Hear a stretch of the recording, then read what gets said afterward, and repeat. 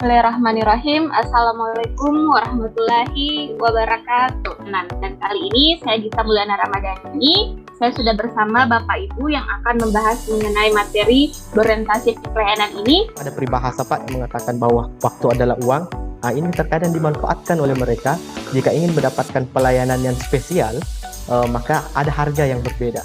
Publik di seluruh Indonesia tantangannya adalah dari segi pemerataan. Itu yang pertama.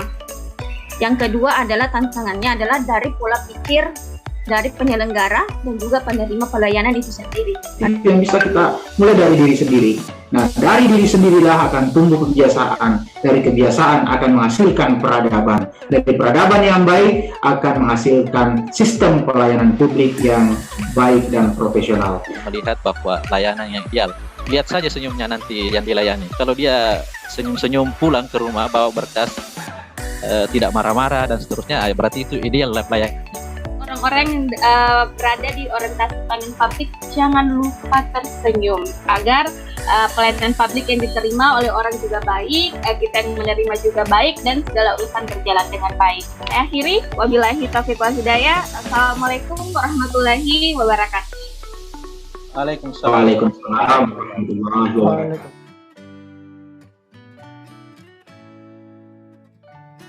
Bismillahirrahmanirrahim. Assalamualaikum warahmatullahi wabarakatuh. Waalaikumsalam warahmatullahi wabarakatuh. Ya, apa kabar Bapak dan Ibu untuk siang ini? Alhamdulillah, Bu. Ya, Sehat. Alhamdulillah sehat, bahwa hari ini kita dapat berjumpa meskipun lagi-lagi masih secara virtual.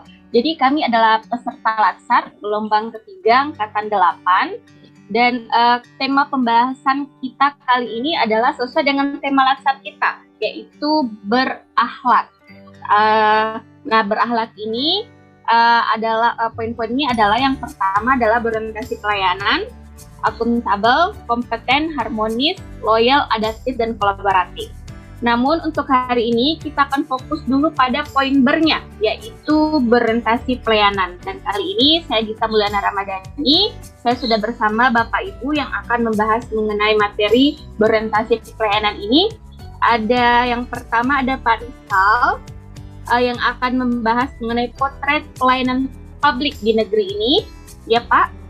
Oke, dan yang kedua ada Bu Isdar yang akan membahas mengenai tantangan layanan publik, dan yang ketiga ada Pak Ahyadi yang akan membahas mengenai strategi menghadapi hambatan layanan publik, dan yang keempat ada Pak Andi Rosman yang akan membahas bagaimana sih sebenarnya layanan ideal yang bagi birokrasi seharusnya.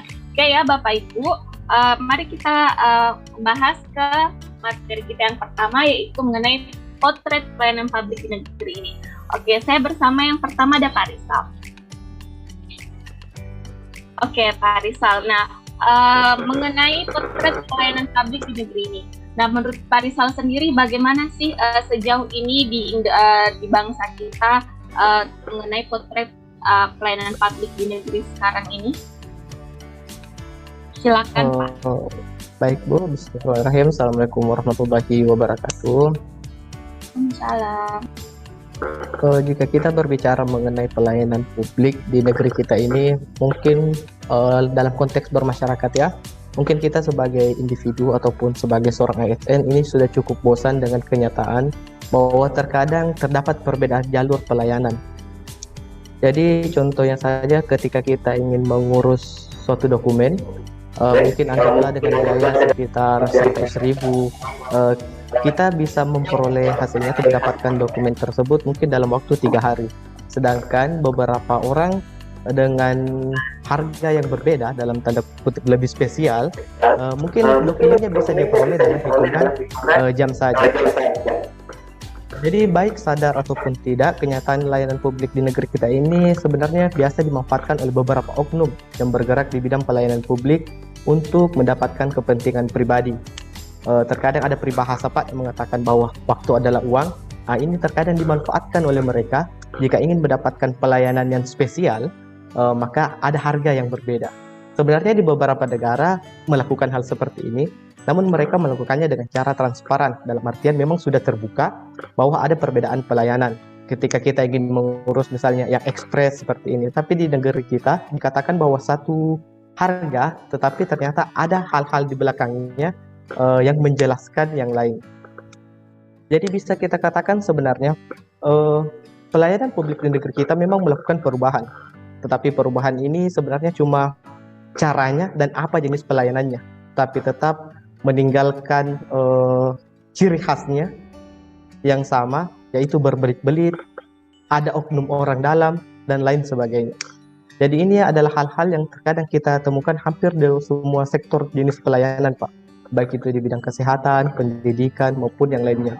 Contoh sederhananya saja misalnya di bidang kesehatan, ketika kita ingin ke salah satu fasilitas kesehatan, untuk pelayanan dari orang yang menggunakan pembayaran jenis umum dan menggunakan pelayanan jenis BPJS, itu berbeda, Pak. Ini sudah rahasia umum, terkadang kita lebih cepat dilayani ketika kita menggunakan pelayanan umum dibandingkan kita menggunakan BPJS, yang notabene ini BPJS ini adalah asuransi, Pak, dibayar juga sebenarnya.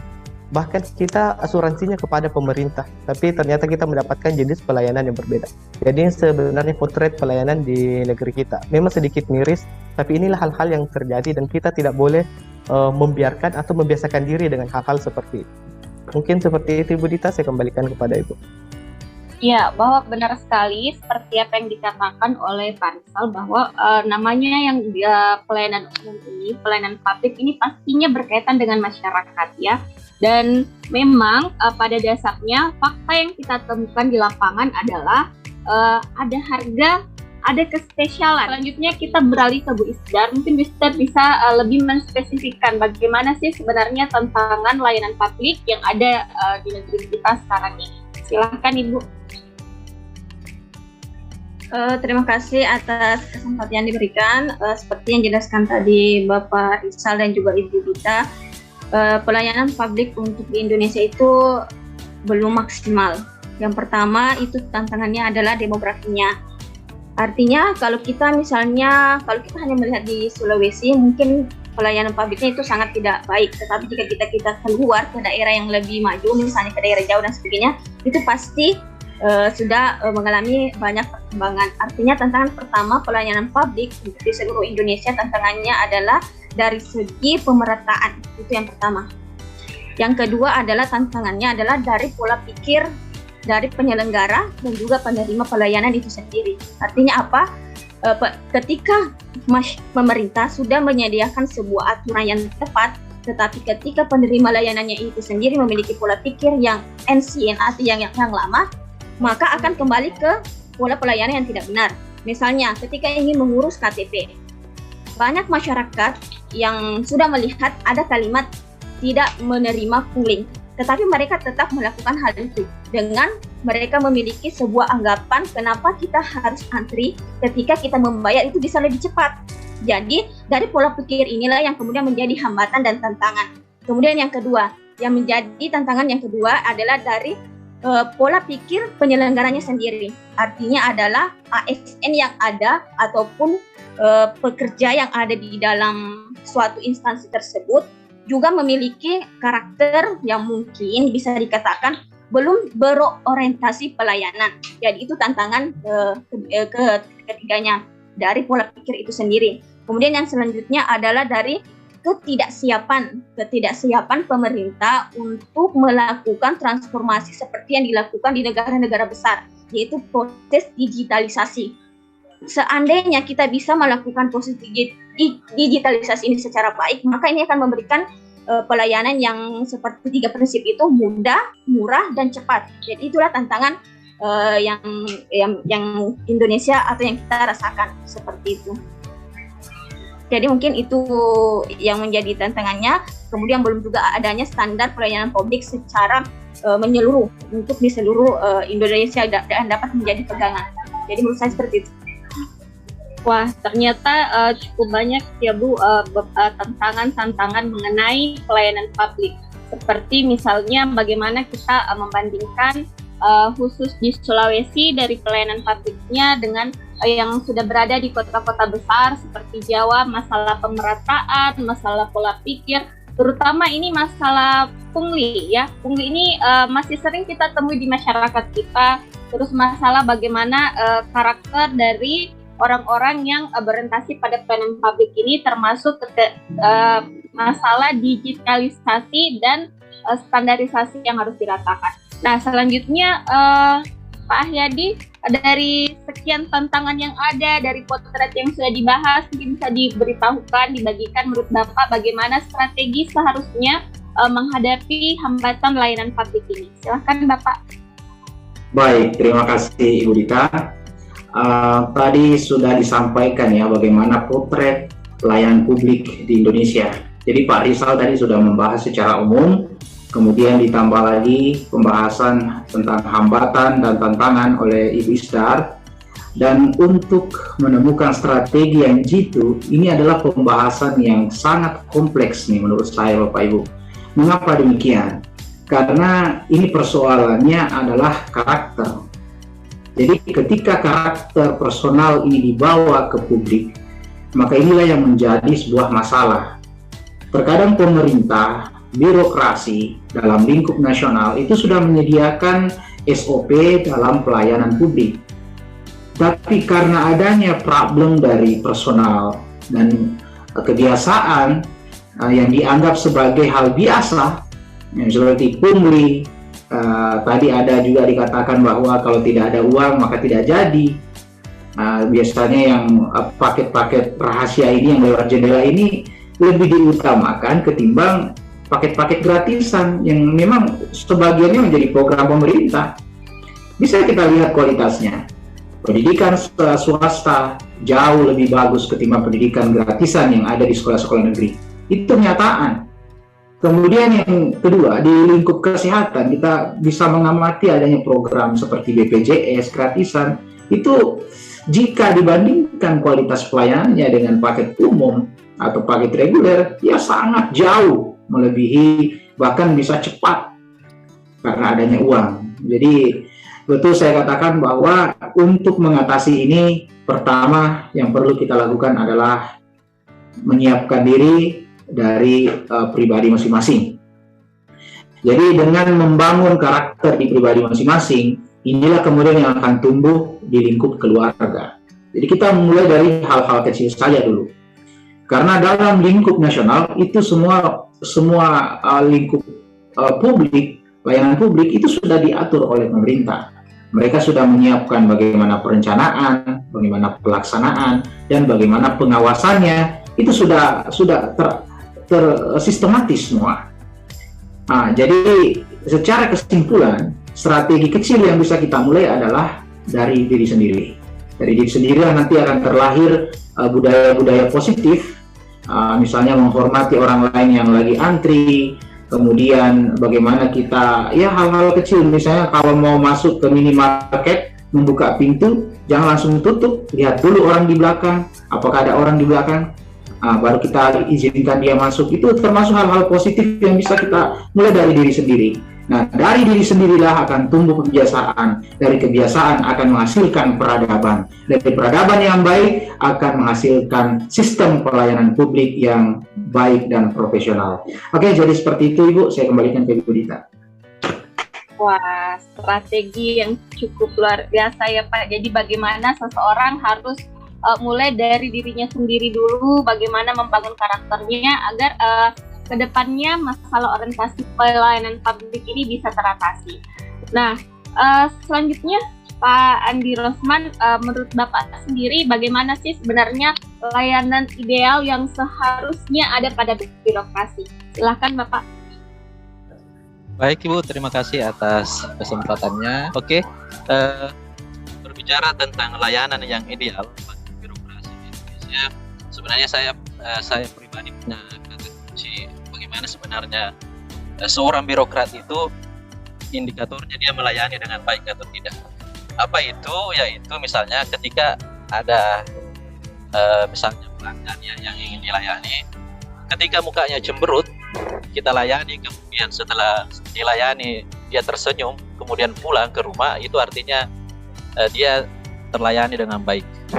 Ataupun ketika dia, atau sebaliknya, kalau dia senyum, awal-awal dia akan senyum, baik-baik saja, tapi ketika setelah dilayani dia cemberut kemudian pulang ke rumah, itu artinya ada sesuatu yang salah dengan pelayanan yang kita lakukan di birokrat.